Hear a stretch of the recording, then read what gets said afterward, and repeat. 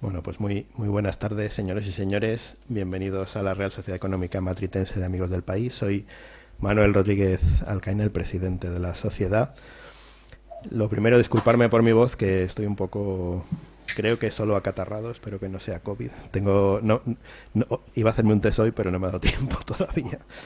Pero bueno, vengo con la mascarilla, así que me la pongo ahora enseguida. Bueno, señoras y señores, bienvenidos en el día de hoy a este acto del 40 aniversario de la tienen aquí delante, la revista Iberoamericana de Autogestión y Acción Comunal. Y en primer lugar les voy a presentar a los componentes de la mesa. Don Antonio Colomer Vidal, catedrático emérito de Derecho Constitucional y director de la revista, aquí a mi derecha. Muchas gracias por su presencia y bueno, felicidades por el aniversario. Y don José Manuel Canales Allende, catedrático emérito de Ciencia Política y de la Administración de la Universidad de Alicante, exactamente. Y también tenemos en videoconferencia al excelentísimo señor don José Manuel García Margallo, ministro de Asuntos Exteriores del Reino de España, que creo que nos está oyendo, me parece. Así es. Efectivamente.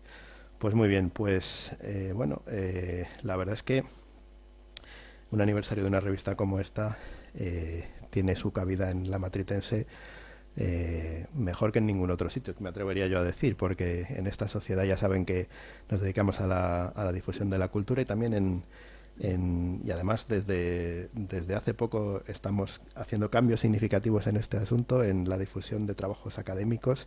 Saben que nuestra revista La Torre de los Lujanes acaba de inaugurar una sección de trabajos originales. Y bueno, pues es un placer y un verdadero honor dar cabida en esta casa a este aniversario. Le voy a ceder la palabra a continuación a Antonio Colomer para que brevemente nos dirija un saludo y vamos a enseguida a conectar con José Manuel García Margallo, que saben que está en Bruselas. Está en Bruselas, ¿no? Sí, en Bruselas. Y bueno, para no demorarle demasiado, le cederemos la palabra enseguida. Don Antonio, adelante. Muchas gracias, Manuel. Ante todo, quiero agradecer a una Real Sociedad Matritense de Amigos del País, una institución tan notable, tan veterana también, que haya tenido la gentileza de recibirnos en esta ocasión, que en la medida de la vida de un hombre, 40 años parece mucho, pero con los casi 250 años de esta Real Sociedad, pues es algo muy pequeño. Luego, cuando me toque la palabra ya para mi ponencia, tendré que hacer comentarios algo más amplios, porque 40 años en verdad en la vida de un académico, en la vida de una publicación científica como es la nuestra, pues tiene muchos elementos a considerar.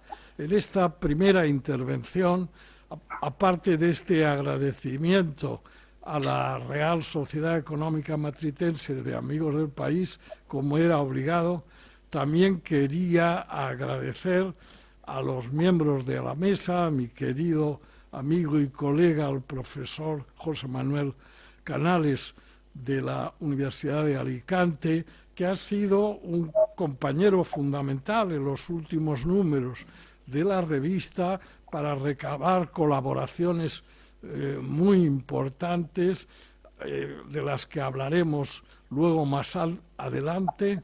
Quiero agradecer especialmente a José Manuel García Margallo, que desde Bruselas ha tenido la gentileza de comunicarse por videoconferencia cuando él tiene obligaciones como europarlamentario en el Parlamento Europeo durante toda la semana.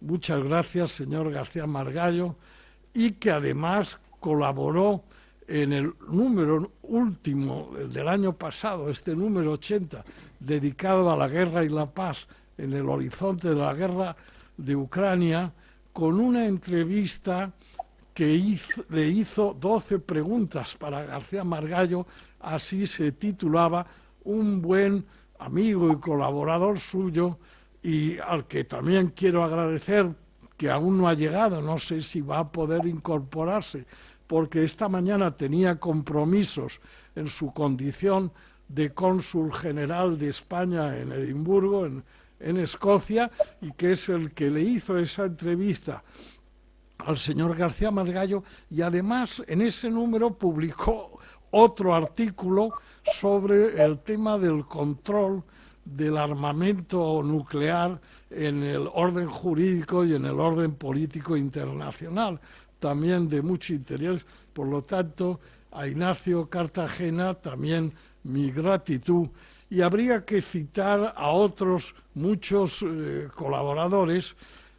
Por ejemplo, no está presente porque está ausente de Madrid y hubiera querido estar presente Ramón Tamames, que en el número anterior de 2021 dedicado a la transición democrática española publicó un espléndido artículo sobre los pactos de la Moncloa, en las que él participó como político y miembro de las Cortes Constituyentes de forma muy activa, y en este último número nos da también las claves muy interesantes de cómo surgió su famoso libro de Estructura Económica de España, que va por la edición 62, y me pidió, y yo transmito lo que él me pidió que dijera, aparte de un saludo a todos los que intervienen en este aniversario, especialmente para el señor García Margallo y el profesor Miguel Martínez Cuadrado, que también parece que se va a incorporar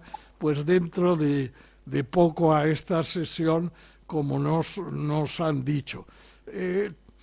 A esto se uniría, pero no es aún el momento, una lista de colaboraciones amplísimas, algunos desgraciadamente ya desaparecidos, otros no, pero tengo que citar de forma muy especial, no podía ser menos, a don José Piqué, un amigo entrañable al que yo he dedicado un artículo en el diario Levante de Valencia el pasado 13 de este mes de abril, llamándole realmente un brillante intelectual, un español de cordura y un catalán de seni.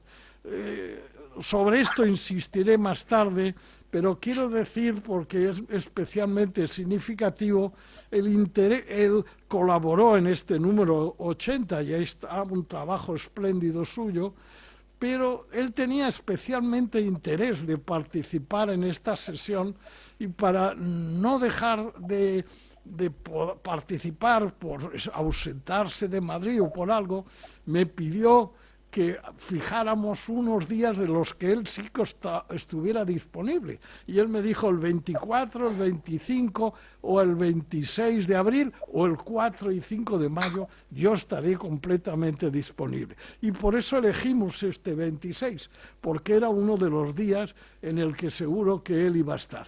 Y luego nos encontramos con esta cosa terrible, esta tragedia de su fallecimiento, al menos para mí y para muchos, inesperado, que ha imposibilitado que él nos acompañe en persona, pero nos acompaña en espíritu, y a él especialmente quiero darle mi agradecimiento por su actitud tan cordial de colaborar con nosotros ya hace tiempo, y en este magnífico estudio suyo, al que luego me referiré en el número 80 de la revista. Muchas gracias, presidente. Muchas gracias, don Antonio, y sirva nuestro recuerdo a la memoria de don Josep Piqué, que efectivamente iba a haber estado hoy con nosotros y lamentablemente pues no podrá ser así. Bueno, le cedemos a continuación la palabra a don José Manuel García Margallo. Adelante, cuando quiera. Presidente, yo entendía que iba a tener una conversación con Luis Fernando Cartagena tomando como base la entrevista de las 12 preguntas. Pero si eso no es así, me encantaría saber cuál es el título de mi ponencia, de qué se supone que tengo que hablar. Bueno, estimado amigo García Margallo, usted conoce el número 80 en que se publicó esa entrevista suya, por lo menos a través de la página digital de la revista, porque aún no hemos podido, como queremos hacer, enviársela también en papel. Pero en cualquier caso, el tema de este número monográfico es el tema de la guerra y la paz en la cultura humana, la cultura de los hombres, en el horizonte de la guerra de Ucrania, que fueron también muchos de los temas que Ignacio Cartagena, que ahora no está presente, le preguntó en esas 12 preguntas de su entrevista. Al hilo de este tema básico de la revista y de aquella entrevista que le hizo Cartagena y que publicamos en el encabezamiento de la sección Experiencias Vivas de nuestra revista, puede usted intervenir como le parezca oportuno, y si quiere hacernos algunas preguntas, si podemos preguntar, o nosotros hacerle alguna pregunta a usted, pues también las haremos. Plena libertad para como quiera enfocar su intervención, con preguntas, con respuestas, con un pequeño comentario a lo que el número supuso, y supuso su entrevista con Ignacio, que Ignacio me dijo por correo que esta mañana tenía un acto en Edimburgo, pero que iba a intentar poder estar por la tarde aquí. Es yo en este momento lo que sé de la posible venida, porque si no hubiéramos intentado también por videoconferencia conectar con él.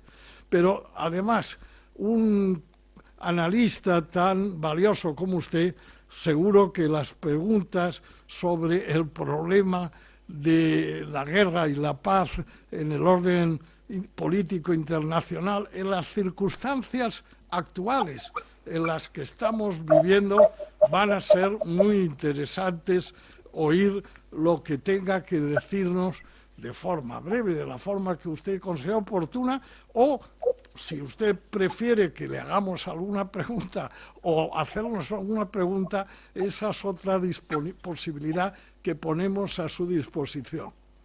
Bueno, yo en primer lugar, muchísimas gracias por la invitación. Lamento que no esté Josep Piqué, que fue compañero mío de partido.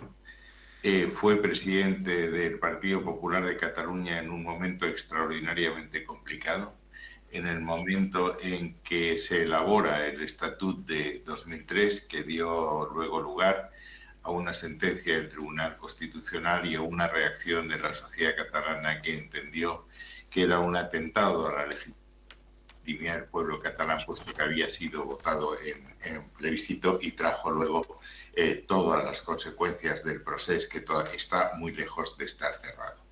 En segundo lugar, fue ministro de Asuntos Exteriores. Yo tenía por costumbre reunir a los ministros de todos los partidos políticos de la democracia al menos una vez cada 2 meses para pasar revista a los temas que pendientes. Josep Piqué me atendió siempre con enorme cariño.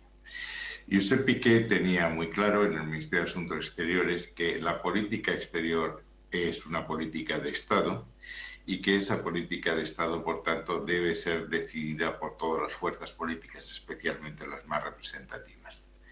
Tenía muy claro también que la política exterior española, para ser una política eficaz, una política productiva, fructífera, tenía que tener 2 anclas muy firmes: la Unión Europea, el vínculo europeo, y la relación transatlántica, fundamentalmente la relación con Estados Unidos. Y que teniendo esas dos anclas firmemente asentadas, se podía navegar con mucha más eficacia en lo que son los escenarios tradicionales de la política exterior española.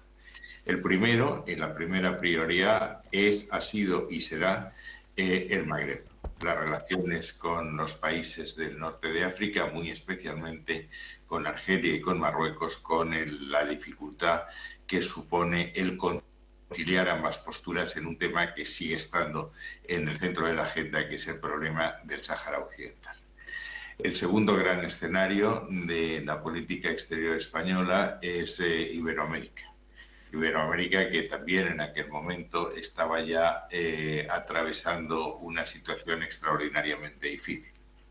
Para ser muy concreto, hoy, y me centro solo en Sudamérica, están en el campo de lo que podemos llamar las democracias liberales 3 países: Uruguay, Paraguay y Ecuador, en veremos. El resto de los países son presa de populismos de derecha o de izquierda. El último de derecha ha sido el de Bolsonaro, que van a hacer enormemente difícil las relaciones en el continente y desde luego el sueño de la integración en Latinoamérica. En la época en que yo ocupé el ministerio estaba muy latente el conflicto de Siria y empezó el conflicto de Ucrania. Y puesto que se trata de guerra y paz, sí querría decir algunas cosas de las que entonces pasaron. Toda la política exterior rusa, desde tiempo inmemorial, ha sido presidida por la desconfianza hacia Occidente. Rusia ha sido invadida en multitud de ocasiones por los suecos, por los franceses, por los nazis, etc. Y todo el interés de la política exterior rusa era tener a sus adversarios occidentales lo más lejos posible de sus centros neurálgicos, de Moscú y San Petersburgo.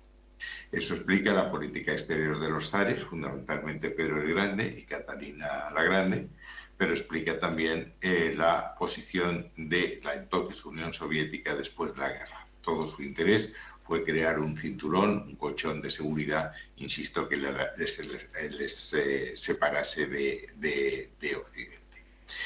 Cuando la Unión Soviética colapsa, la versión rusa es que hubo un compromiso contraído con Gorbachov de que no se aprovecharía la debilidad de Rusia en aquel momento, en un periodo de transición, para avanzar las fronteras económicas Unión Europea o Alianza Atlántica. La versión rusa, insisto, sienta que los occidentales quebrantaron esa promesa y lo primero que se hizo fue admitir a todos los países del CAM y del Pacto de Varsovia en las dos alianzas. Eso provoca un aumento de la desconfianza congénita y permanente de Rusia respecto a Occidente. Y hay un momento clave, que es 2013, en que se convoca en Vilnius una reunión para firmar acuerdos de asociación con determinados países, fundamentalmente los países que habían formado parte de la Unión Soviética, uno de ellos Ucrania. Yanukovych, que es entonces el presidente, viene a Vilnius a firmar ese acuerdo de asociación. Putin le advierte de que en el supuesto de que se incline por la asociación con la Unión Europea, en vez de su integración en una alianza que se llama la Unión Euroasiática, que era un intento de reconstruir el espacio soviético, por lo menos en la parte central, acarrearía que fuese tratado por Rusia como país tercero. Por tanto, con unos precios en materia de energía de la que Ucrania era dependiente no aplicables a los miembros de la Unión Euroasiática. Yanukovych considera que eso es un riesgo que no puede correr y decide no plantear el acuerdo de asociación. Se produce una reacción que ustedes recordarán, que es la Maidán, es decir, los ucranianos pro-occidentales o pro-europeos se manifiestan, hay tumultos, se llega a una reunión en febrero, me parece que era el 24 de febrero de 2014, a la que asiste Yanukovych, los miembros de la oposición y 3 ministros de la Unión Europea. Steinmeier, que era ministro de Exteriores de Alemania, hoy presidente, Laurent Fabius, que era el presidente francés, y Sikorski, que era el ministro de Exteriores polaco. Polonia siempre ha tenido un enorme interés en Ucrania. En aquella reunión se llega a un acuerdo que tiene varias patas. La primera pata es que el régimen presidencialista que estaba en Ucrania pasa a ser un régimen parlamentario. Yanukovych se compromete a hacer un gobierno de transición nacional al que delega gran parte de sus funciones. La segunda pata, y más complicada, es la federalización del país. Ucrania tenía 27 regiones, 7 de ellas de mayoría lengua y cultura rusa, y el problema no es la federalización, sino hasta qué punto llega la federalización. El escollo principal era si se transfería a las regiones competencias en materia de política exterior o no, que era lo que querían los rusos. Si se hubiesen transferido esas competencias, cualquier región hubiese podido vetar un acuerdo, la solicitud de adhesión a Europa o a la Alianza Atlántica. Y la tercera era elecciones a fin de año, estoy hablando de 2014. En la Rada, que es el Parlamento, a los 2 días se produce la destitución de Yanukovych, cosa que los rusos interpretan como una ruptura del compromiso, del triple compromiso a que me acabo de referir. Invaden Crimea y soliviantan a las 2 regiones en que ellos eran mayoritarios desde el punto de vista cultura y lengua, que es Lugansk y Donetsk, de los que seguimos hablando.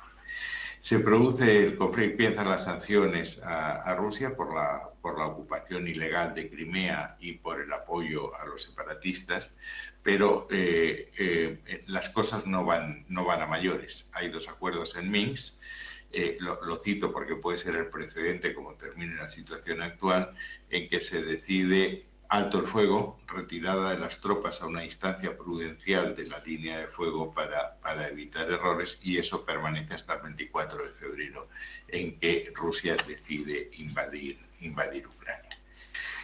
La situación actual es una situación muy, muy complicada. La Unión Europea y Estados Unidos reaccionan a la invasión rusa con sanciones financieras, la expulsión de los bancos del mecanismo SWIFT de mensajería internacional, sanciones pecuniarias a esos bancos y, lo que es más importante, la congelación de activos del Banco Central ruso, en Europa, dinero que servirá en principio para financiar la reconstrucción de Ucrania cuando el conflicto termine. Tema no menor, porque estamos hablando de que la reconstrucción puede costar unos 500.000 millones de euros. Hay 300.000 en el banco, que el banco ruso tiene en 6 países occidentales, pero faltará el resto. ¿Cómo va a terminar esto? Bueno, pues no lo sabe nadie. Es decir, lo que sí sabemos hasta ahora, y me parece importante a efectos del equilibrio geopolítico mundial y sobre todo de las relaciones Estados Unidos-China, que son los 2 países que se disputan en la hegemonía, muy complicadas. El primer plan de Putin fue meter sus tropas a velocidad de crucero en Kiev y sustituir el gobierno del presidente Zelensky por otro más gobierno títere. Eso no sale. El segundo plano es cortar el acceso de Ucrania al mar, el mar de Azov y el Mar Negro. Eso fue la batalla de Mariupol y el intento de desembarco en Odessa. Eso hubiese convertido a Ucrania en un país cerrado al mar, sin posibilidad de exportar sus recursos, fundamentalmente sus exportaciones de cereales. Tampoco sale. Y ahora lo que está Putin es en una situación de consolidar su posición en el Donbass, Lugansk y Donetsk, y recuperar aquellos territorios de Lugansk y Donetsk que ocuparon y que han sido ocupados por las fuerzas ucranianas. La posición de la Unión Europea y Estados Unidos es una posición complicada.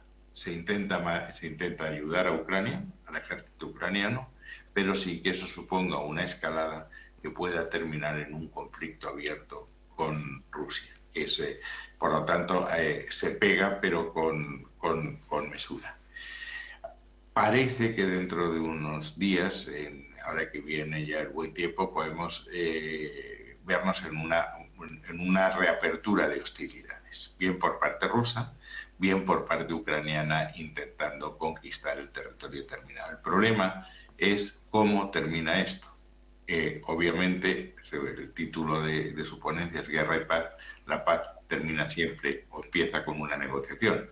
El problema es qué pueden negociar las partes, qué están dispuestas las partes a ofrecer y qué están dispuestas las partes a ceder. El lenguaje actual es que ninguna de las 2 partes quiere ceder nada. Rusia entiende que ha sido agredida por Occidente a través de Ucrania y no quiere en ningún caso retirarse, y Ucrania entiende que no puede ceder territorios, incluido Crimea. Aquí la complicación es mayor, es decir, así como cuando se produce la disolución de la Unión Soviética, hay dos escuelas de pensamiento. La escuela de pensamiento de Yeltsin, que quiere desembarazarse de todas las repúblicas que formaban la Unión Soviética, excepción hecha de Bielorrusia y de Ucrania. Ucrania especialmente porque Ucrania es el origen de Rusia, es la Asturias de Rusia. Está el Rus de Kiev, el origen de la religión ortodoxa y el príncipe Vladimiro cuando el resto de Rusia estaba ocupada por los mongoles. La cuestión entonces es, bueno, si esta guerra se estanca, si vamos a un conflicto, y no es descartable que el conflicto sea una solución muy parecida a la que hubo en Corea, es decir, dos Ucranias, una ocupada por los rusos y la otra bajo el amparo occidental, ¿qué hacemos? Admitimos a Ucrania en la Unión Europea, a la parte de Ucrania no ocupada, que es lo que se ha hecho en Chipre, por ejemplo. ¿Quién va a operar la reconstrucción? ¿Cómo lo vamos a hacer? ¿Seguimos con las sanciones a Rusia, sí o no? Porque la derivada más importante desde el punto de vista geopolítico es que Rusia, que en un momento determinado, cuando se produce la caída de la Unión Soviética y es Gorbachev, secretario general del Partido Comunista de la Unión Soviética y presidente de Rusia, Rusia vuelca hacia Occidente, parece que va a inclinarse hacia Occidente. De hecho, no veta, como detalle, lo quiero decir, la Primera Guerra del Golfo. No ejerce su derecho de veto en el Consejo de Seguridad. Cuando la situación se altera, a partir de la llegada de Putin en 1990, parece que, sobre todo con los acontecimientos exteriores, que Rusia va a dejar de ser dependiente de Europa y de Occidente para pasar a ser dependiente de China. Eso determina en la pugna internacional una situación completamente distinta. Hasta ahora, hasta este momento, China y Rusia tenían intereses conflictivos de dominio en el Asia Central. Parece que eso lo han cerrado. China ya está ocupando un papel central. Acaba de haber una reunión muy importante en que China ha mediado para que Irán y Arabia Saudita, los dos grandes competidores en Oriente Medio, se centren en el mundo. China está en un momento de crecimiento económico importante. Dentro de 2 o 3 años será la primera potencia del mundo. De aumento de su gasto militar, no sabemos para qué, aunque siempre está a la sombra de Taiwán, pero lo que sí sabemos es que Rusia ya depende de China y que los dos juntos pueden intentar alterar, cambiar el orden liberal internacional. La postura de China y de Rusia, de otros países también, pero de China y de Rusia, es que el orden liberal internacional que nos dimos en el 45, gracias al presidente Truman, no es más que un conjunto de normas diseñadas por los países de élite para seguir dominando a los países del tercer mundo. China y Rusia se ofrecen ahora como adalides en ese sur global, que es la gran parte de la humanidad. Y termino ahora con una referencia otra vez a Ucrania. Cuando ha habido que condenar a Rusia, han condenado los países occidentales, los países de la OTAN, más los aliados de Occidente en Asia, es decir, Corea del Sur, Japón, Australia y Nueva Zelanda. El resto de los países, estoy hablando de África, América Latina, etcétera, han condenado la invasión, pero desde luego no han aprobado las sanciones. Y las únicas sanciones que están aplicando son por miedo a las represalias que pueda establecer Estados Unidos en su comercio, pero no están de acuerdo en este tema de sanciones. Esa es un poco la situación de guerra y paz en Ucrania. Si les interesa también se puede hablar de lo que está pasando en África, en que ha habido una retirada de los occidentales, fundamentalmente de los franceses, en la operación Berkane, lo cual deja todo el Sahel desamparado frente al terrorismo internacional. Está siendo, y el papel que Occidente, Francia, España, está presente también en Caliporo, en Mali, etcétera, está siendo ocupado fundamentalmente por los rusos, por Wagner, desde el punto de vista militar, y económicamente por China, cuya política exterior tiene 2 ejes. El Made in China, que es sustituir por producción nacional importaciones estratégicas para reducir su dependencia, y en segundo lugar las interconexiones con eso que se llama la franja, la ruta de la seda, para extender su dominio económico en África y también en América Iberoamericana y en Iberoamérica, donde España tenía un papel central.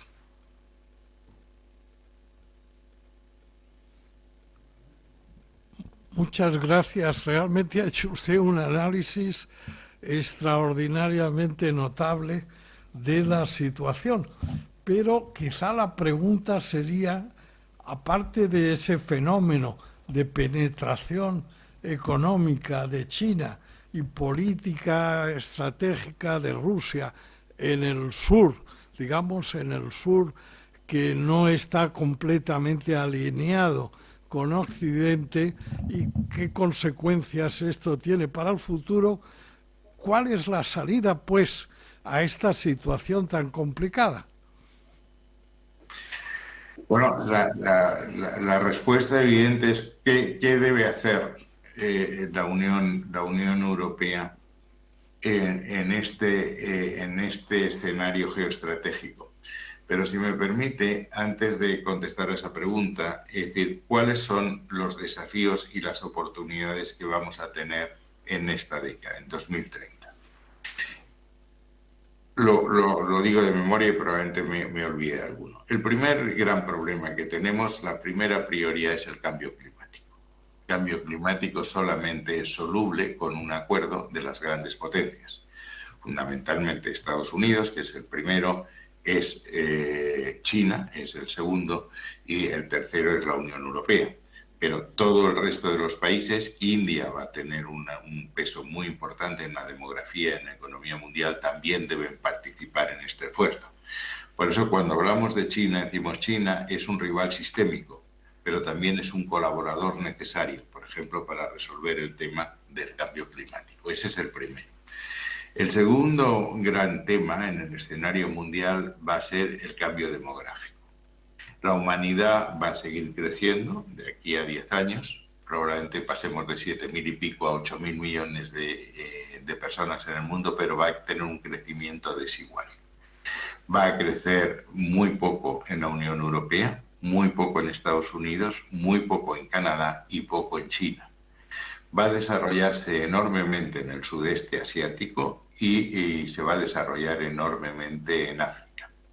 Lo cual, desde el punto de vista español, desde el punto de vista del Ministerio de Asuntos Exteriores español, plantea varios problemas. África es nuestro vecino, estamos a 13 kilómetros sin contar Ceuta y Melilla y tenemos Canarias. Y el problema de la inmigración va a ser el problema central.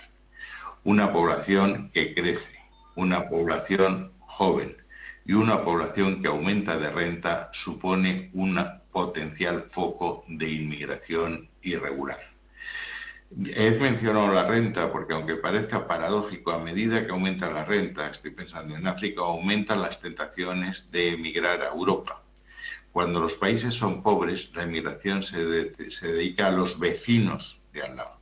Cuando crece la renta, crece este problema. Por eso la presidencia española se plantea el pacto de asilo y emigración como su prioridad.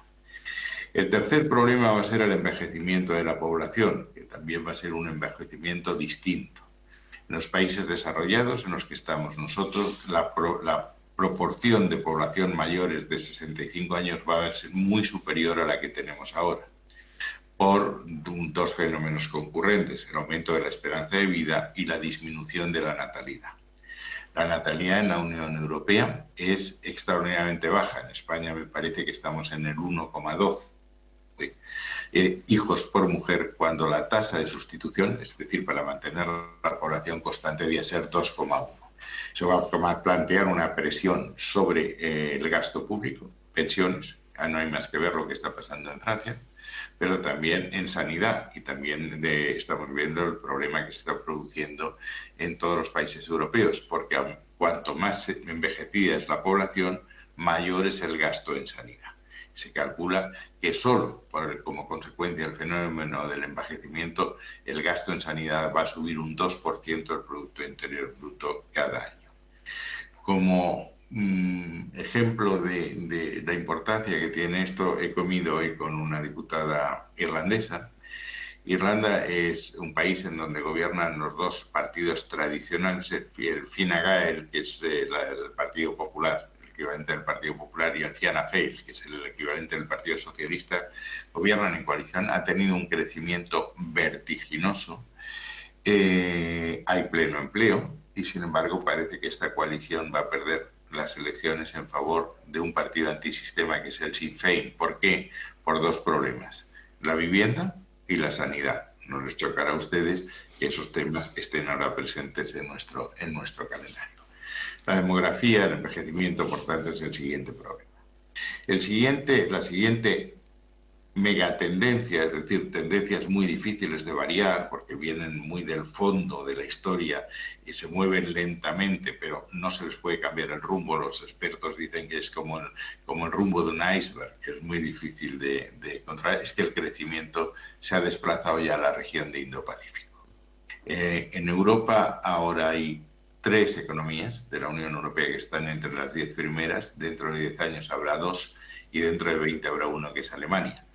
Cual quiere decir que la opción de seguir avanzando en la Unión Económica y Monetaria no es una opción, es una obligación si no queremos ser irrelevantes en el tema, en el mundo. La conectividad es la siguiente de las grandes megatendencias. Todas estas cuestiones, ¿cómo se pueden resolver? Podemos aspirar, como dicen los partidos soberanistas, a recuperar competencias en vez de seguir cediendo competencias, seguir compartiendo soberanía, moviéndose de un proyecto federal. En mi opinión, no. Y ahora conecto con Guerra y Paz, que es el título de su defensa. A mí me parece evidente que si la Unión Europea quiere ser relevante en el mundo, tiene que tener una política exterior y una política de defensa común. Lo otro no puede ser. Y le voy a dar alguna cifra. Cuando estamos hablando de la guerra de Rusia y Ucrania, perdón que esté siendo desordenado, si usted compara el gasto militar de unos y otros, ve que el problema no es de dinero. Rusia destina al gasto militar 55.000 millones de dólares al año. La Alianza Atlántica dio 1 billón. Y solo los aliados de la Alianza Atlántica europeos 360.000 millones, 6 veces más que Rusia. Luego el problema no es tanto de dinero, habrá que cumplir el requisito del 2% del presupuesto de gasto militar que hemos contraído con la OTAN, pero eso no es el problema. El problema es de tener una capacidad militar común y una industria militar común. Lo que está pasando en Ucrania es que gran parte de la ayuda que están dando los Estados miembros es inefectiva porque no se coordina con las otras, porque no tenemos parámetros comunes. La Unión Europea, en contra de lo que se diga, ha dado un salto de gigante en los últimos tiempos, como consecuencia del COVID y como consecuencia de la guerra de Ucrania. El COVID fue, no tengo que extenderme mucho en el tema, la mayor catástrofe sanitaria que hemos vivido desde la mal llamada gripe española de 1918. Se ha reaccionado de forma solidaria, de forma auténticamente europea. Y la respuesta en términos económicos ha determinado que hayamos dado, y me explicaré, un salto cualitativo político.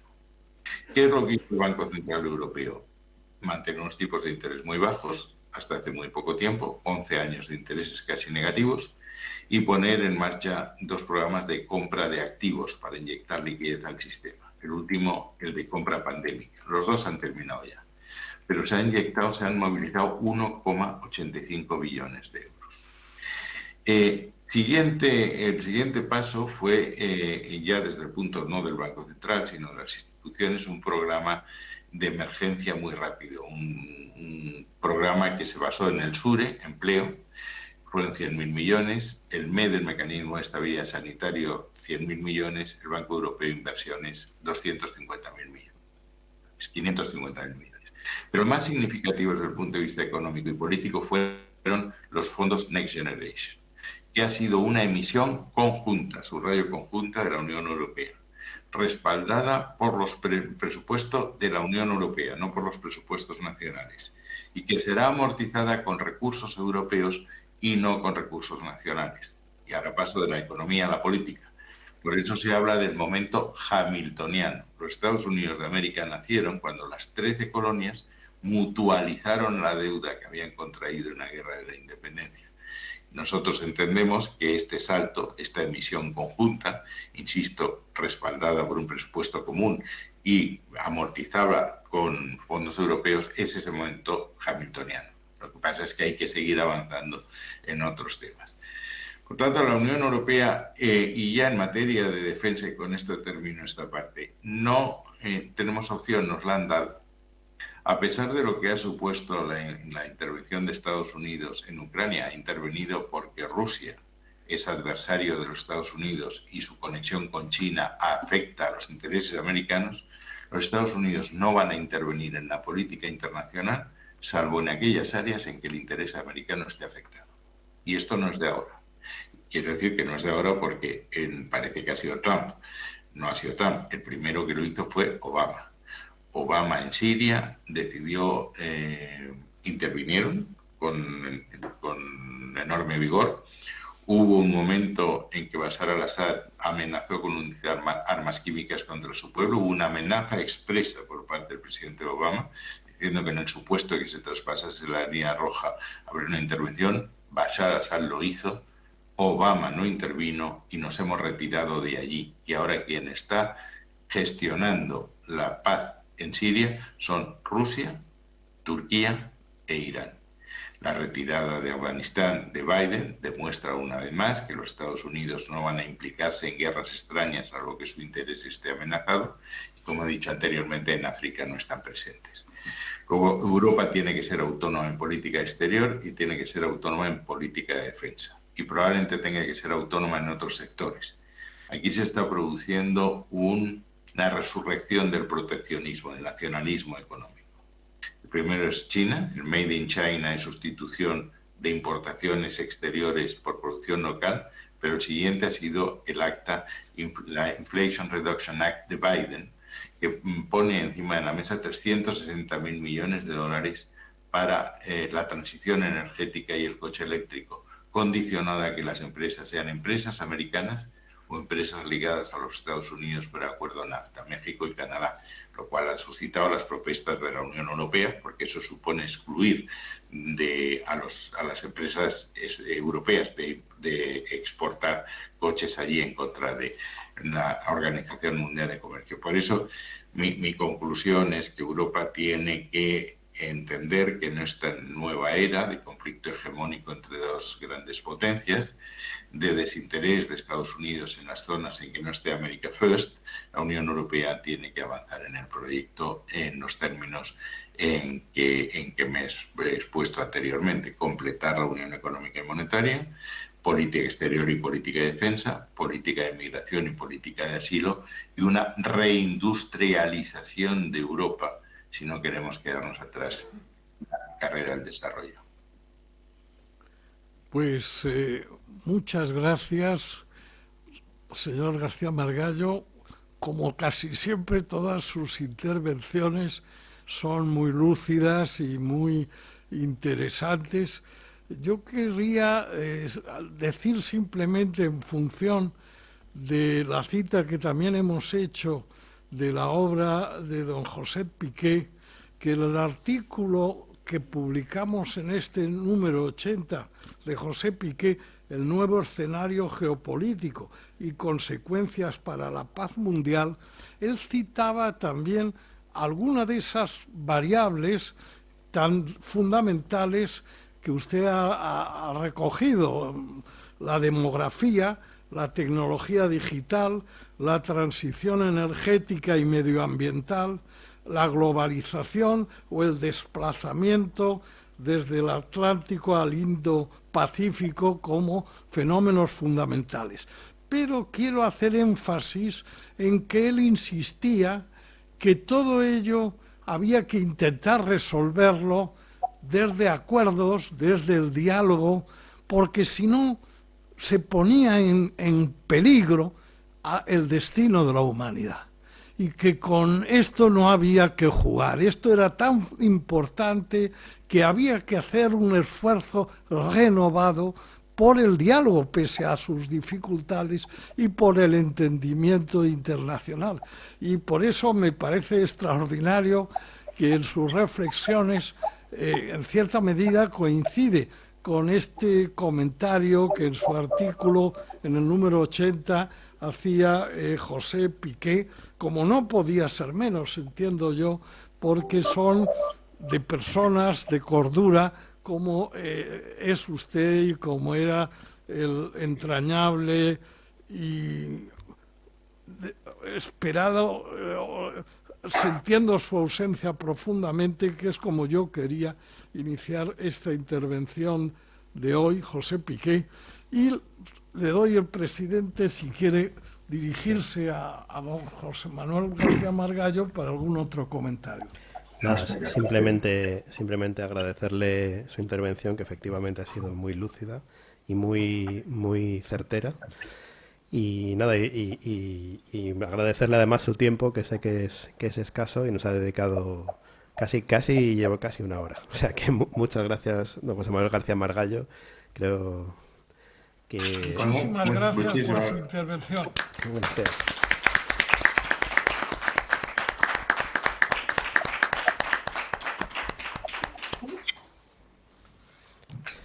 Muy bien.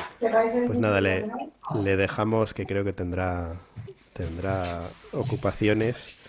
Pues muchísimas gracias por su atención y por la amabilidad de invitarme en un día tan especial en recuerdo de Josep Piqué. Muy bien, muchas gracias. De acuerdo. Bueno, pues pasamos a continuación. Bueno, don Antonio tiene otra vez la palabra para su intervención. Muchas gracias. Yo tendría muchas cosas que decir porque, fíjense, 40 años en la vida de una persona y de un profesor es un periodo muy importante, sobre todo cuando ya inicia la tarea de poner en marcha una publicación sin respaldo oficial, sin recursos públicos, excepto los que excepcionalmente un profesor de universidad español tiene de vez en cuando, y mantenerla en vida durante 4 décadas. Pero quiero decir que también esto ha sido posible en ese periodo tan amplio por la colaboración desinteresada, altruista, de muchos amigos y amigas que han colaborado tanto en artículos de revista como en la publicación en sí, que también tiene complejidades de carácter técnico, de maquetación, etcétera, etcétera. Sin ese altruismo, sin ese desinterés, sin esa idea filantrópica de la reciprocidad, que para mí es una idea central de la evolución de la especie humana, eso hubiese sido imposible. Por lo tanto, a todos ellos, fíjense, nosotros publicamos una lista de los miembros fallecidos del Consejo de Redacción. Es verdad que el Consejo de Redacción se ha ido ampliando, ha tenido nuevas incorporaciones de europeos, de iberoamericanos, de españoles, pero desgraciadamente la lista de fallecidos ha crecido mucho en 40 años.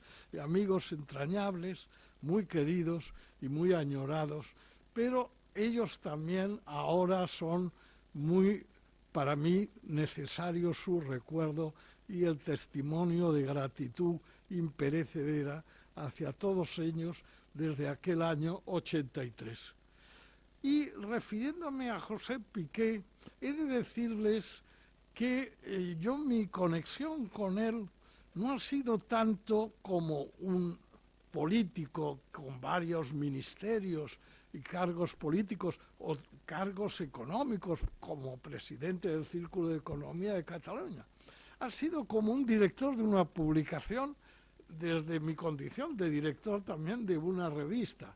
Él ha dedicado los últimos años de su vida con una ilusión y una tenacidad a la revista Política Exterior, que lo hizo una gran tarea y esperemos que pueda continuar después de su desaparición. Pues bien, hace año y pico, año y medio, él publicó un número y unas colaboraciones suyas dedicadas a Rusia, muy interesantes. Y a mí me pareció tan interesante que yo recordé que en el año 2001, el año en que Vladimir Putin, llegó a la cabeza del poder en Rusia, organizamos en diciembre, un seminario en Valencia con especialistas españoles, pero 2 rusos fundamentales, Andrei Grashov. Andrei Grashov fue el jefe de prensa de Gorbachov cuando Gorbachov era el jefe supremo de la URSS y luego ha sido el presidente de la Fundación Gorbachov. Y publicamos el libro de ese seminario que yo dirigí y coordiné ese libro, titulado Rusia en vísperas de su futuro. Pues bien, estos especialistas ya intuían el primer año de que llegó a la cabeza del poder Putin que la evolución de Rusia no era la opción democrática social que quería Gorbachov, sino era la evolución hacia un régimen autoritario, por no decir absolutamente dictatorial. Eso el primer año del mandato supremo de la URSS. Y le envié este libro a José Piqué, él parece que le impresionó ese libro y desde ahí ya surgió una relación y una colaboración. Yo le enviaba los números de mi revista, yo recibí los de la política exterior y por ello cuando le planteé colaborar en el número 80 del año pasado sobre guerra y paz, publicó este artículo tan notable que les he citado, donde hablaba de estas 5 variables a las que también se ha referido el señor García Margallo, pero yo he hecho énfasis en la tesis de José Piqué, de que esto hay que conseguirlo a nivel mundial, pese a todas las dificultades, con diálogo, con entendimiento, con consenso. Y eso me recordó a mí también la filosofía de la transición española, una epopeya de nuestra época, de nuestro tiempo, a la que dedicamos el número del año anterior, de 2021, con colaboraciones realmente extraordinarias. Y por eso también cuando le dije a José Piqué, como he citado al principio, que este año íbamos a publicar un número y hacer una celebración de los 40 años de nuestra revista, pues yo quiero colaborar, yo quiero estar ahí. El problema es que me aviséis con tiempo del día que pueda ser. Y yo le dije, no, lo mejor es que nos digas qué días tenemos disponibles en que tú estés sin problemas dispuesto a estar. Y él nos dio lo menos 5 días, como he dicho, 24, 25, 26 de abril, o incluso 4 y 5 de mayo, que él estaría encantado de estar presente en este acto, que ya habíamos hablado con la Real Sociedad Matritense y sabíamos que, y yo comuniqué que el día 26, si podía ser aquí bien, es uno de los días que contaríamos con José Piqué. Y ocurrió, desgraciadamente, este terrible drama del fallecimiento inesperado para muchos de este hombre de ponderación, de sensación, de sentido común o de seni. Y yo lo enfrentaba, ese sentido catalán de la cordura y del sentido común, a lo que en catalán se llama la rausa, el arrebato y la violencia ciega, y como hoy desgraciadamente ella está más presente en el ruido mediático que la idea de la concordia, del espíritu de la transición, a la que se quiere menospreciar como algo que no vale la pena. Pero en fin, entrando un poco en la cronología de nuestra revista a grandes rasgos, que habría mucho que decir. Yo fui candidato por Valencia de un pequeño partido entre los muchos que se inventaron en las primeras elecciones democráticas del año junio del 77, el Partido Laborista. Y yo me honro y he publicado en la Universidad de Alicante un libro sobre el laborismo en España, en donde hago un poco el análisis de esta historia, incluida esa elección. Pero en el año 78 también ya nos dimos cuenta que sin grandes recursos económicos los grandes partidos iban a dominar la escena política y sin recursos financieros los pequeños partidos vivíamos esa ilusión de participar en la euforia democrática de aquellas primeras elecciones, pero difícilmente íbamos a pervivir. Y por eso en el año 78 fundamos en Valencia el Instituto Intercultural para la Autogestión y la Acción Comunal, en Inauco, que va a ser la matriz de la revista que hoy celebramos su 40 aniversario, y verán que debajo del título de la revista aparece Inauco, que es este instituto que hoy también se cumple el 45 aniversario de que fundamos el Inauco, y debajo aún Universidad Politécnica de Valencia, que es la actual sede de este instituto y también de la revista. Quiero recordar que al aprobarse la Constitución, como ustedes saben, en diciembre de 1978 y entrar en vigor ya en el 79, se creó una asignatura, Educación Ética y Cívica, y el mismo año 79 publiqué 3 volúmenes de educación ética y cívica para los estudiantes de EGB, estos adolescentes, porque lo pensaba en el 79, aunque enseguida, al año siguiente o 2 años después, eliminaron esta asignatura, que la educación ética y cívica es fundamental a la hora de articular la convivencia humana en cualquier sociedad y también en la sociedad española. En el año 80 me trasladé a la Facultad de Derecho de la Universidad Autónoma de Madrid y conseguí llevar allí el Instituto Inauco, que incluso firmó un convenio de adscripción a la universidad, y la Autónoma nos cedió unos locales para nuestra biblioteca y nuestra hemeroteca, e iniciamos una serie de cursos que respaldó con becas, sobre todo para estudiantes iberoamericanos, el Ministerio de Asuntos Exteriores. Curiosamente, el área de Economía eran los cursos del Inauco, según la convocatoria de España al mundo, durante 8 años prácticamente. En el año 83, y ahí me centro, el 23 de mayo del año 83, el filósofo Mario Bunge, quizá uno de los filósofos más importantes de lengua española del siglo XX, argentino, pero que por necesidades de los sistemas dictatoriales en Argentina se tuvo que trasladar y se quedó ya a la Universidad de McGill, en Montreal, en Canadá. El 23 de mayo del 83 da una conferencia en la Autónoma de Madrid que para mí en parte me cambió un poco la vida.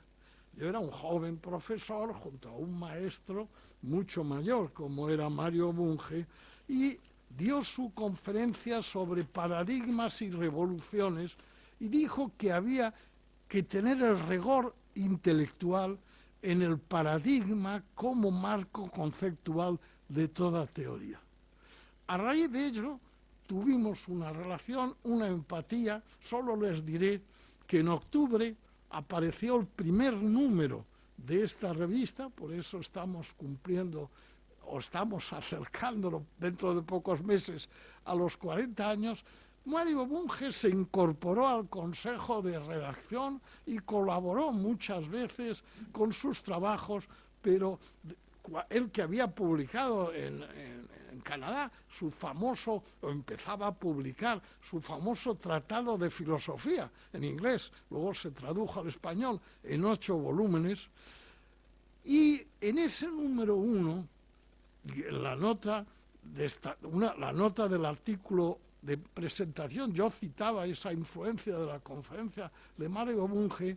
Yo publiqué un ensayo que era un poco la piedra filosofal de esta revista, que se titulaba el paradigma recobrado de la comunidad de hombres libres.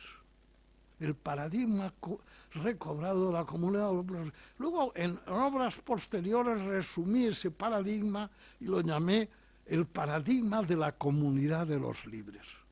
Pero ya en ese primer año, en ese primer número, yo escribía que hay que huir tanto del individualismo egoísta como del colectivismo gregario y disolvente. Y había que darle importancia a la comunidad, a la reciprocidad, a la integración de apoyo mutuo y afinidades sin renunciar a las autonomías personales. La comunidad de los libres es una comunidad integradora, pero de entre libres, a diferencia de otros colectivismos de distintos signos como conocemos.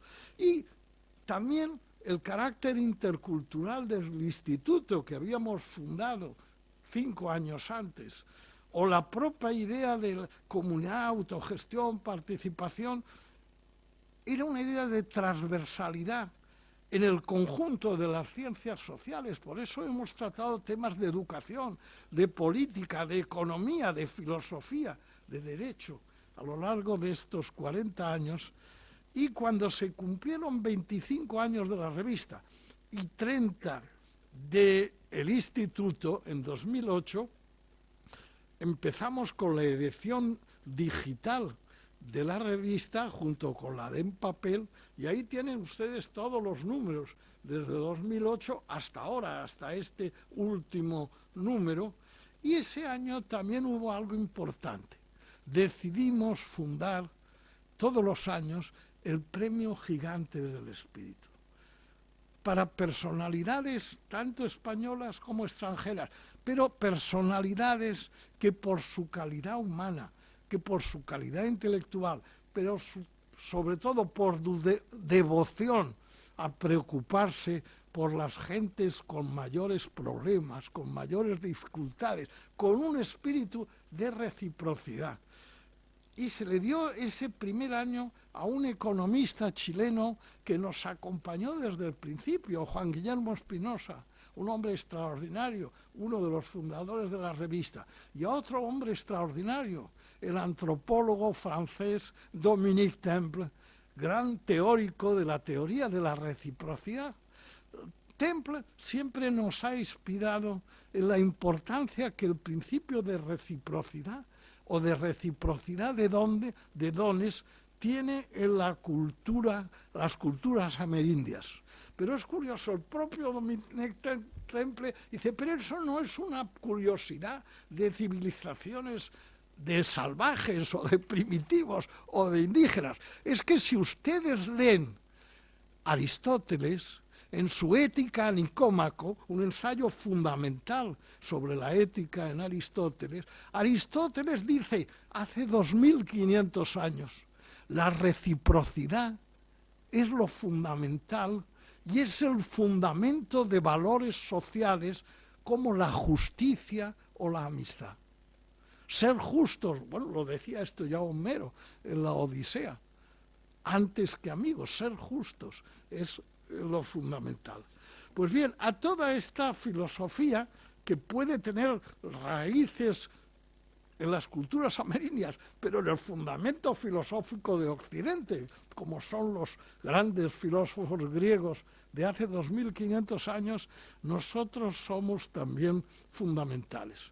Y la forma de reflejarlo en la revista fue que en 1987, 4 años después del número 1, se publicó en el número de aquel año, en uno de los números de aquel año, el Manifiesto de los Argonarios.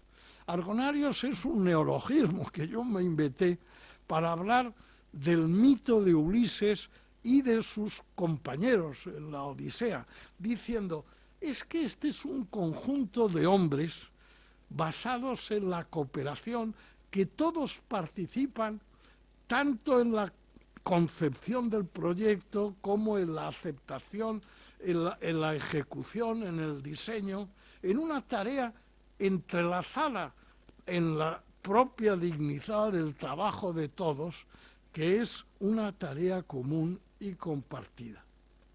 Y ese mito de Ulises nos ha acompañado, por ejemplo, en un ensayo mío, El retorno a Ulises, una filosofía política alternativa. Se basa en eso, pero el nacimiento estuvo ahí, en la revista en estos temas, y aquel año, por cierto, 87, fundamos en Madrid, yo estaba aquí en la Autónoma, la Asociación Tierra Unida, Tierra de Todos, con un desafío que tenía raíces en Gorbachov, en el orden internacional de la idea de la perestroika también, por cierto. En el orden interno, Gorbachov quería una democracia social para su país, pero en el orden internacional quería también un pacto para que las cosas comunes fueran en beneficio de toda la humanidad, no de unas grandes potencias debilitándole a los pequeños países. En suma, esto responde a una idea que en el mundo cooperativismo se repite, aunque no se aplica muchas veces, que si queremos cooperativas, lo que hay que formar es a cooperativistas. Nosotros lo hicimos en la Politécnica de Valencia al principio de este siglo XXI, creando el manual de formación, el manual de capacitación para la economía solidaria y el desarrollo comunitario.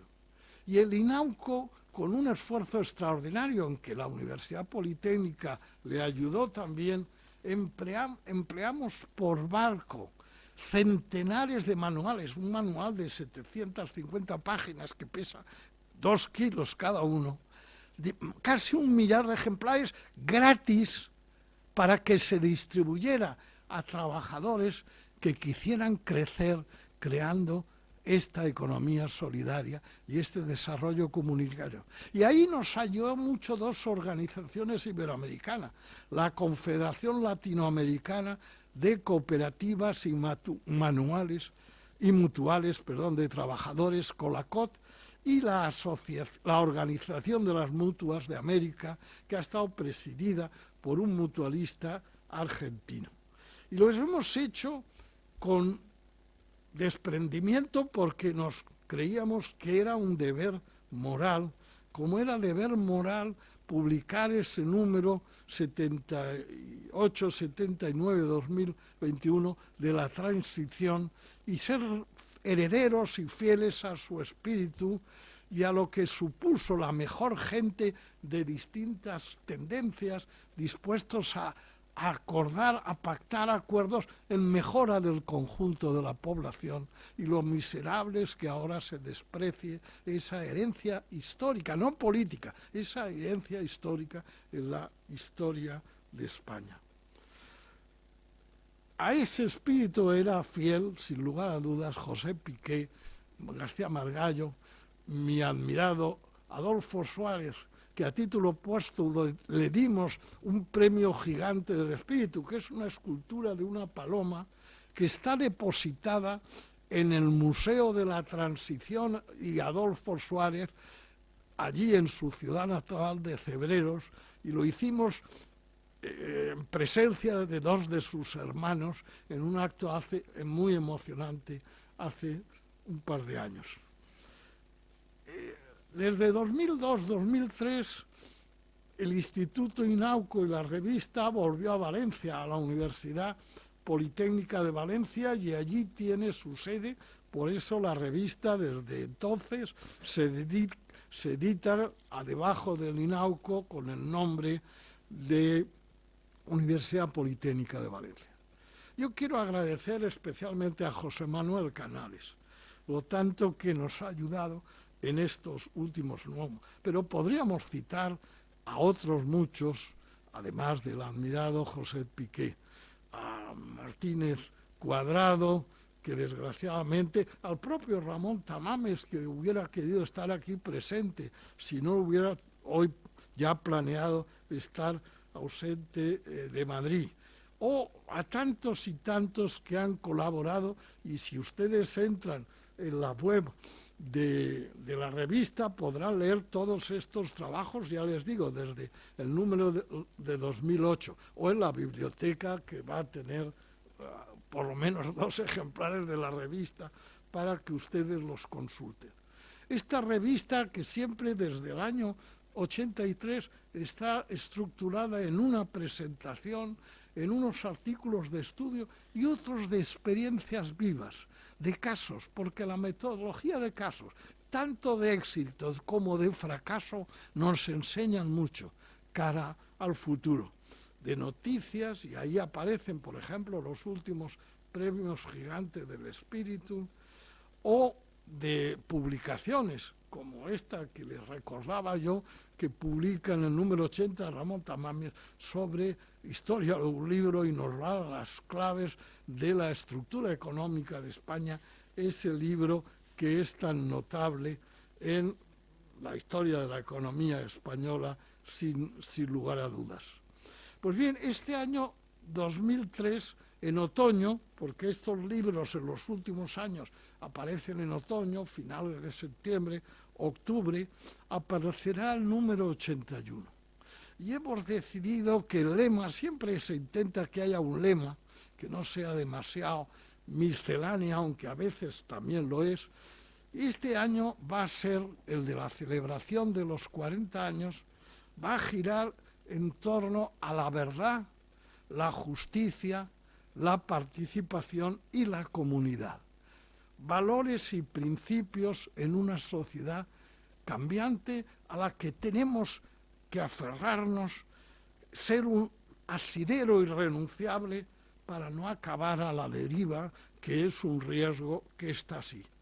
Yo recuerdo también como a ese asidero ético me refería en otro libro mío cuando hablaba de la civilización de sujetos éticos y me aferraba, fíjense, al juramento de Hipócrates, ese médico de hace 2500 años, ese médico griego, que en muchos médicos actuales ese juramento aún está en la pared, como si fuera algo que los médicos de ahora tienen que seguir. Cuando Hipócrates decía que la prioridad era el paciente, era la autoexigencia de entregarse sin reservas y sin preocuparse de lo económico y manteniendo el secreto de lo que el paciente le da y dedicándole el mayor esfuerzo de la vida. Pues bien, yo decía en ese ensayo, es que ese juramento hipocrático no es para los médicos, se puede aplicar a todas las profesiones, a todos los oficios, cada uno en nuestra tarea, desde el oficio más sencillo hasta la profesión más sofisticada, puede tener un nivel de autoexigencia, de entrega, de dedicación, de prioridad al interés del que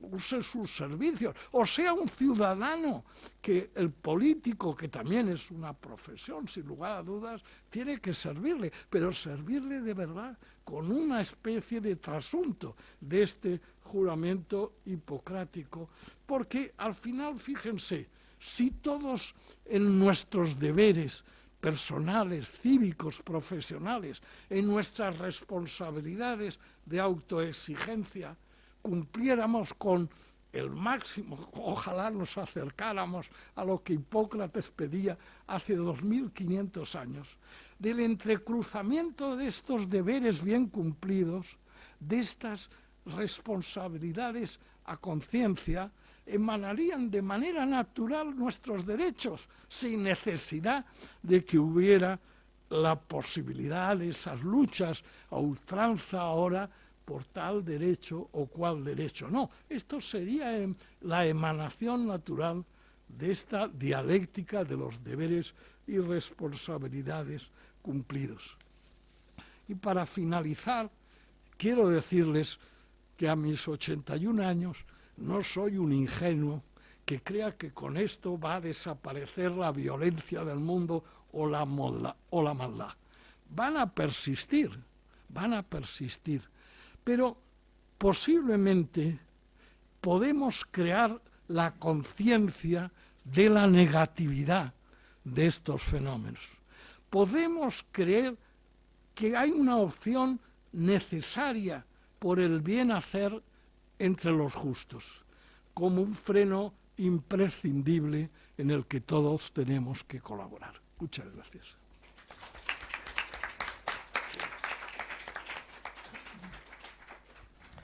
Pues ojalá que sea así, ¿verdad? Bueno, Pues tiene la palabra ahora don José Manuel Canales. Adelante. Muy bien. Muchas gracias, presidente. Buenas tardes a todos y a todas. En primer lugar, quería decirles que para mí es una satisfacción personal y profesional y un honor estar aquí con ustedes esta tarde por dos razones básicas y fundamentales. La primera, mi vinculación al proyecto de esta revista que creó el profesor Colomer, colega y amigo, en la que además este número monográfico y en el anterior de la transición política he colaborado con un artículo. Y en segundo lugar, porque el contexto de la presentación de este número de la revista pues se hace en la matritense asociación a la que estoy vinculado y que me siento muy orgulloso de pertenecer por sus actividades y por sus finalidades. Respecto a la revista, yo diría brevemente que, como comentario que no ha hecho el propio profesor Colomer, estamos en presencia de una revista académica, universitaria, abierta, pluridisciplinar, donde las ciencias sociales y jurídicas están presentes y donde además pues nadie nos ha impuesto una corrección política, una limitación o orientación. Y eso es muy importante en los tiempos en que vivimos. Es una revista, por tanto, plural, abierta, donde todo el mundo que quiere colaborar, y yo lo he hecho personalmente y a través de mi equipo de la Universidad de Alicante, pues no hay ningún problema en colaborar. Y es una revista, además, que tiene, y eso lo tengo que decir yo porque quizás me toca, y el profesor Colomer, a pesar que nos ha contado muchas cosas, es modesto en su gran tarea de difusión, pues está muy divulgada por todo Iberoamérica, América del Norte, y además, que a mí ha sido una cosa que me sorprendió, en todos los países del este, en departamentos de lengua y literatura española. Por tanto, es una revista importante, de gran difusión y de gran calado académico. Quizás, como es una revista independiente y libre, no está dentro de los poderes de la ANECA ni de los lobbies de la ANECA, y a lo mejor, pues fruto de esto, pues a lo mejor no es tan conocida, pero para la gente seria, responsable y con espíritu universitario es una revista, creo, de interés. En segundo lugar, respecto a este número de la revista, en el que yo he colaborado con un artículo y algunas personas a través mías, agradezco la presencia del profesor Manuel Mella, aquí presente, catedrático de la Universidad Complutense, colega y amigo que se ha incorporado, que nos además colaboró y nos envió un interesantísimo artículo sobre el tema del deporte y la paz, y también de la doctora Flores, Isabel Flores, discípula mía de la Universidad de Alicante y aquí presente y de origen ecuatoriano. Pues la revista tiene una gran variedad de temas, a pesar que la finalidad de la misma era el tema de la paz. Evidentemente, la contribución del profesor Mella sobre el tema de la paz a través de los deportes y los Juegos Olímpicos me pareció siempre interesante. Hay también la contribución de una catedrática de Historia del Derecho de la Universidad de Alicante, prestigiosísima y número uno entre los expertos en Derecho musulmán en España, que habla sobre el tema del Islam y la visión del Islam en el mundo, y yo creo que esto es muy importante frente a una occidentalización de las relaciones internacionales, no olvidar el papel del Islam en el mundo. También todo el tema de la confluencia de Oriente y Occidente, pues yo creo que hay aportaciones importantes de algunas personas, tales como las de Carlos Díaz sobre el tema de la guerra y la paz y la filosofía. Es un número monográfico, por tanto, dedicado a la guerra y a la paz. También la doctora Flores habla sobre el tema de los conflictos entre los océanos y cómo esto influye. El profesor Colomer nos habla con su filosofía tradicional de los temas de los valores. Yo personalmente, y esto quería recalcarlo quizás porque no se ha dicho entre los precedentes intervinientes, hablo y tengo un artículo sobre el nuevo orden internacional donde vengo a reiterar lo que tanto García Margallo como el fallecido Josep Piqué nos habla de un nuevo orden internacional, toda una nueva situación de nuevas polaridades tras la Guerra Fría, el papel asimétrico de las relaciones internacionales y cómo el mundo va girando hacia Asia-Pacífico. Pero antes de concluir mi breve intervención, quisiera hacer mención de tres aspectos que considero interesantes de la revista y que no se ha dicho por parte de los dos ministros de Asuntos Exteriores citados, Piqué y García Margallo, que yo en mi artículo destaco y quiero traer aquí a colación a ustedes. En primer lugar, el tema de la guerra de Ucrania no es un tema solo de geopolítica y de territorios de la influencia de Rusia antes la Unión Soviética y antes la Gran Rusia, sino que tiene un origen en la Rus, se ha dicho por parte de García Margallo, en el siglo IX, y cuál es el ámbito del futuro de la concepción de sí la Gran Rusia. Por tanto, la geopolítica, los territorios, la seguridad y la guerra sería una consecuencia de esto. En segundo lugar, yo creo que en Ucrania se está en estos momentos vislumbrando y luchando por dos concepciones del mundo de la democracia y el Estado de Derecho, las democracias tecnoliberales frente a las democracias tecnopopulistas autoritarias y, por tanto, el futuro de la democracia y del Estado de Derecho. Y esto es un tema sumamente importante, además del tema de las identidades y hacer que las identidades estén por encima de los derechos universales de la persona y que todos los hombres somos iguales ante la ley y la Declaración Universal de Derechos del Hombre y del Ciudadano y, por tanto, la primacía del territorio, de la raza, la religión, la etnia sería fundamental y prioritaria frente a la igualdad y la dignidad universal de todas las personas. Otro aspecto importante de la guerra de Ucrania es que Ucrania es la conexión de una Rusia con Europa occidental y los valores de Europa occidental y la cultura, la literatura judeocristiana frente a una visión de la Rusia de un contenido y valores puramente asiáticos. Yo creo que esto es un dato muy importante. Ucrania es la conexión de la Europa, de la cultura francesa, inglesa, en menor medida española, que va hacia Rusia frente a las tendencias asiáticas de Rusia. De hecho, hay antiguas colonias soviéticas, hoy estados que son musulmanes y por tanto una concepción diferente de que es Euroasia o bien Europa ampliada, como el Consejo de Europa, donde está Ucrania y Rusia. Y en tercer lugar hay un tema que me permito destacar como muy importante y creo que no hay ningún autor que yo lo haya dicho en este número monográfico, pero a mí en mis lecturas durante varios meses para llegar a plasmar este artículo y redactar, y por curiosidad intelectual, pues me interesa mucho. Y es que en Ucrania, en estos momentos, se está luchando por parte de Rusia, y Rusia es la representante de los valores de la nueva civilización contra la civilización decadente europea. Putin tiene la legitimación, por eso del patriarca Kirill, de la Iglesia Ortodoxa rusa, porque cree que la Rusia de siempre es la salvadora de los valores del mundo frente a la decadencia occidental, donde en la Rusia de Putin no cabe la homosexualidad, no cabe el feminismo radical, no cabe la etnia, las religiones, etcétera, y es la Rusia la salvadora, la madre Rusia. Yo creo que esto es un tema sumamente importante y esto además tiene conexiones culturales como el tema de la Iglesia croata, Uniata, que se une precisamente a otro patriarcado distinto del de Moscú, y todo el tema cultural. Todo el tema de la política exterior de Putin, que es continuadora de la Gran Rusia, no es casualidad, sobre el tema de lo que Rusia va a hacer.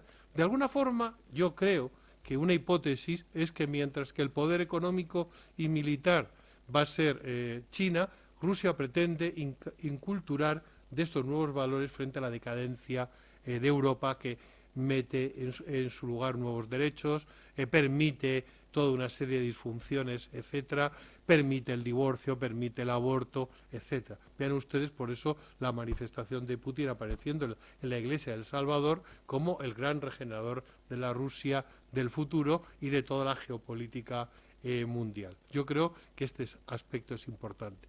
Quizás a mí me parece que un tema a profundizar, mi querido amigo Colomer, sería el papel, dado que el mundo y las relaciones internacionales están y el eje del mundo va hacia Asia-Pacífico, todo el tema del papel fundamental que va a ocupar el orientalismo y el pensamiento oriental. El papel, por ejemplo, que Confucio está teniendo ahora en China frente a toda la situación anterior. El Partido Comunista en los últimos congresos domina China, controla China.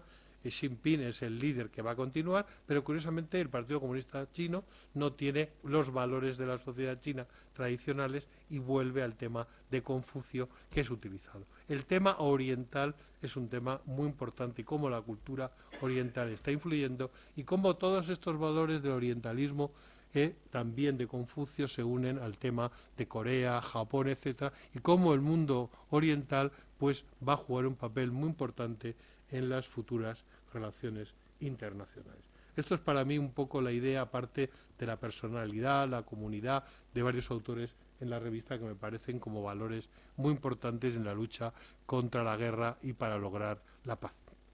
Finalmente me gustaría hacer el comentario, que no lo ha hecho mi colega y amigo el profesor Colomer, diciendo que igual que se le dio el premio a Adolfo Suárez de la paz y demás, y que fuimos además, yo le acompañé gustosamente a entregar al Museo de Cebreros de esa estatuilla de la paz y el monográfico sobre la transición política, este año lo ha sido para el pueblo de Ucrania, pero no se ha podido celebrar la entrega, puesto que la embajada no nos da respuesta a nuestra demanda de entregar al pueblo de Ucrania esta estatuilla de la paz, y si no me equivoco y meto la pata en la información, el profesor Colomer quiere proponer que este año también sea el premio de la paz para el Padre Ángel y para todos los cooperadores de la paz mundial en este sentido. Creo que tampoco nos han contestado. Vamos a ver. Hacemos muchas gestiones, pero no nos contestan. Como verán, como también tenemos los huecos vacantes de Ignacio Cartagena, que cónsul general de España y profesor de la Carlos III y experto, además, en no proliferación de armas nucleares, pues hoy nos podría aportar.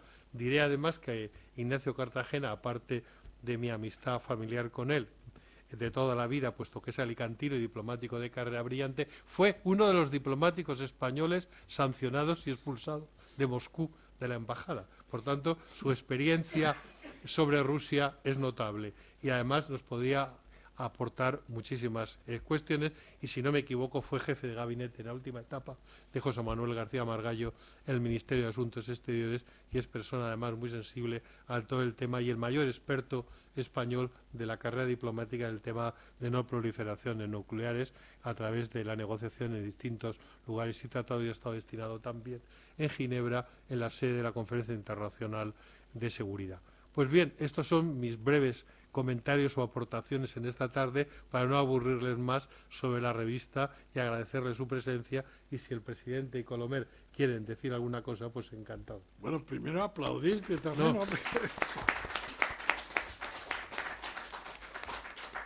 No.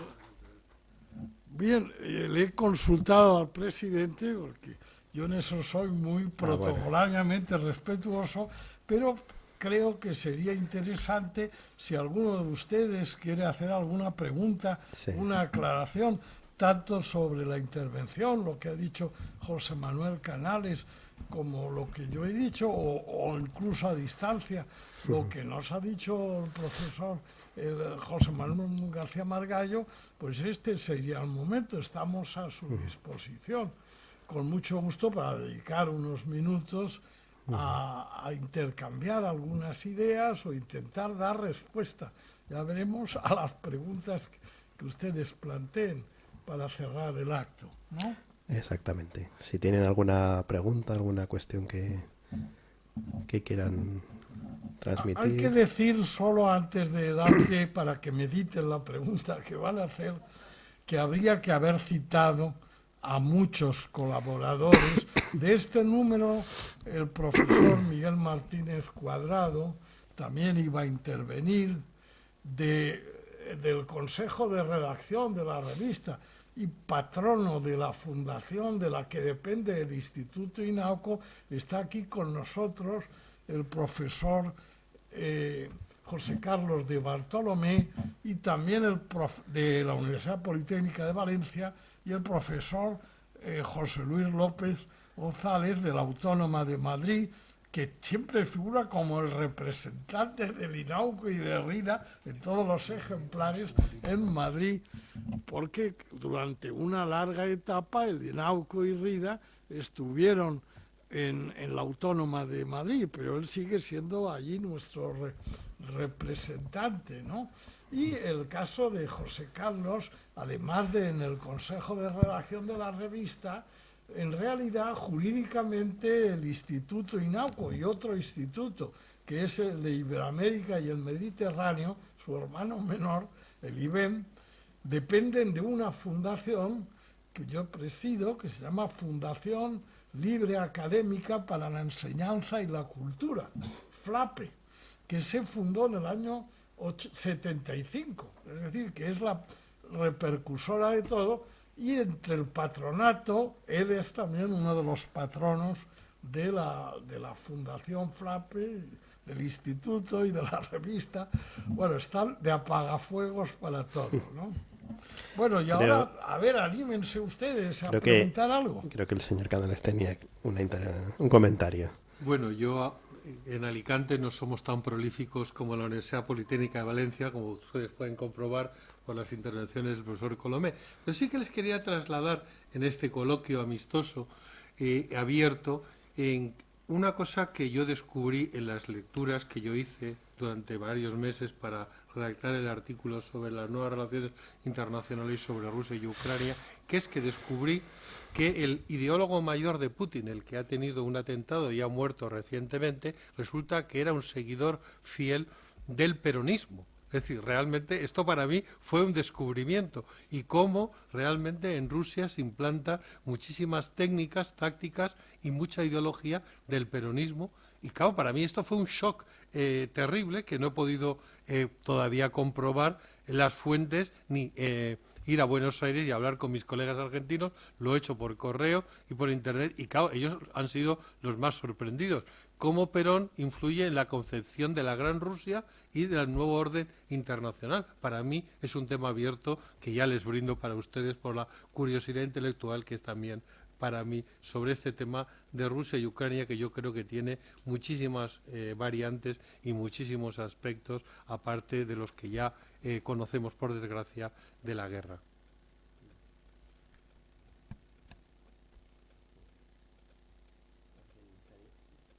¿Alguien se anima a hacer algún comentario? Adelante.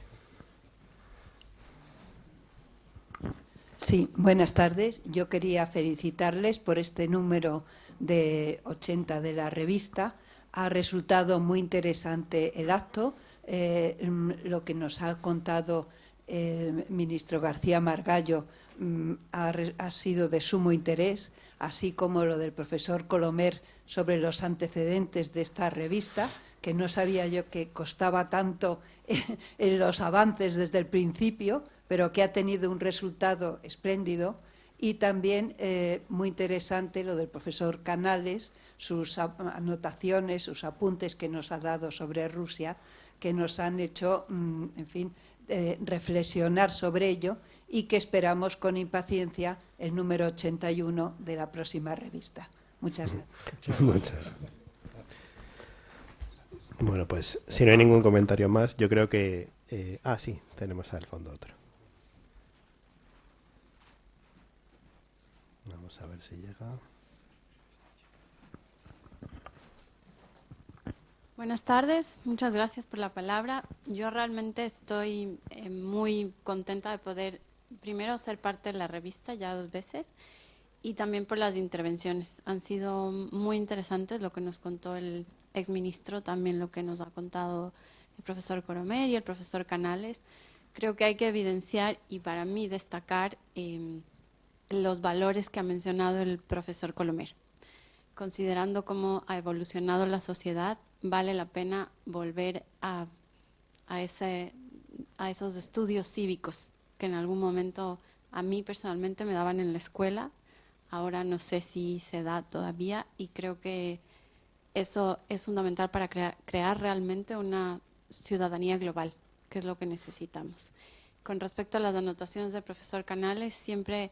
en mi caso particular y el haber sido mi tutor de tesis, tiene estas cosas puntuales que despiertan a uno a la intelectualidad. Dice, bueno, ¿en dónde voy a leer esto y en dónde voy a encontrar? Así que muchas gracias y felicitaciones. Estamos esperando efectivamente el número siguiente. Muchas gracias. Bueno, realmente, fíjese, yo a veces recuerdo aquella filosofía oriental de Zaratustra, Hormuz Arimán, como la lucha del bien y del mal. Sí, es una simplificación. El pensamiento de Zoroastro o Zaratustra era más complejo que solo la lucha del bien y del mal, que al final ganaría el bien. Pero sí que hay una dialéctica, decimos, es terrible, sobre todo si aceptáramos que la realidad es solo lo que vemos en expresiones cinematográficas o cosas que, si ese fuera el único mundo, pero junto a eso hay un freno constante de los justos, de las gentes de bien, que son una gran mayoría, aunque a veces no tanto con poder como tienen otros, ¿no? Movidos más por la avaricia, la codicia, etcétera, etcétera, etcétera. Pero realmente hay ahí algo que supone el tomar conciencia también de que esa idea del mal, esa idea de la violencia gratuita, es un sentido, no está en el sentido del crecimiento del ser humano. Sin embargo, la idea de reciprocidad, de apoyo mutuo, que ha estado en tantas filosofías, entre ellas la anarquista. Yo en eso he sido también muy interesado por el pensamiento libertario, especialmente el español, pero el ruso, la idea de apoyo mutuo es un libro clave de Bakunin, como ustedes saben, y él decía que los estudios etnográficos y sobre animales que hacía en Siberia, estaba convencido de que esa idea del apoyo mutuo era una clave de la evolución de muchas especies vivas y también de la especie humana.